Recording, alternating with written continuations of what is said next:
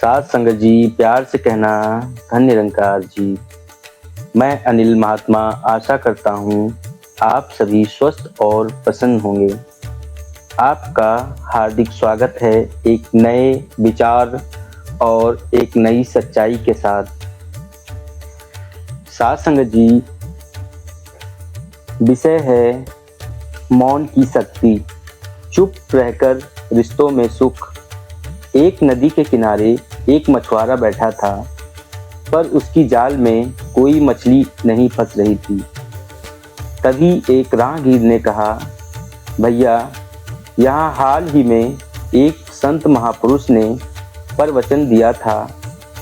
उनकी वाणी इतनी प्रभावशाली थी कि नदी की मछलियाँ भी संयम सीख गईं। अब वे जाल देखकर मुंह ही बंद कर लेती हैं। यह शिक्षा हमें देती है कि यदि हम अपनी इंद्रियों पर संयम रखें तो जीवन में बड़ी से बड़ी कठिनाइयाँ भी हमें नहीं पकड़ सकती। तो साथ संगत जी, एक और विचार से जमींदार और उसकी पत्नी। एक जमींदार और उसकी पत्नी छोटी छोटी बातों पर झगड़ते रहते थे। पत्नी ने एक बुजुर्ग महिला से शिकायत की कि महिला ने कहा, जब तुम्हारा पति गुस्सा करे तो यह दवा मुंह में रख लेना। पत्नी ने ऐसा करना शुरू किया और झगड़े कम हो गए। बाद में महिला ने बताया, वह कोई दवाई नहीं थी, केवल पानी था। तुम्हारी चुप्पी ही असली इलाज थी। यहाँ से हमें यह सीख मिलती है कि एक मौन पूरे घर में शांति ला सकता है।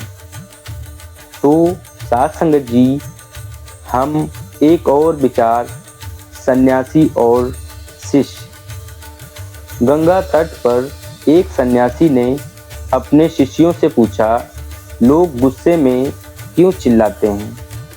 उन्होंने स्वयं उत्तर दिया, क्योंकि गुस्से में दिल एक दूसरे से दूर हो जाते हैं।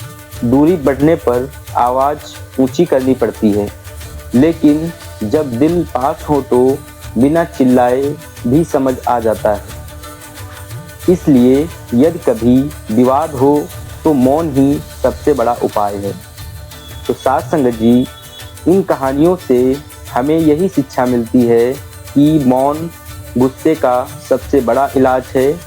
रिश्तों में दूरी कम करने का सबसे सरल तरीका है संयम और धैर्य। एक चुप 100 सुख लाती है। अगर हम इन शिक्षाओं को जीवन में उतार लें तो हम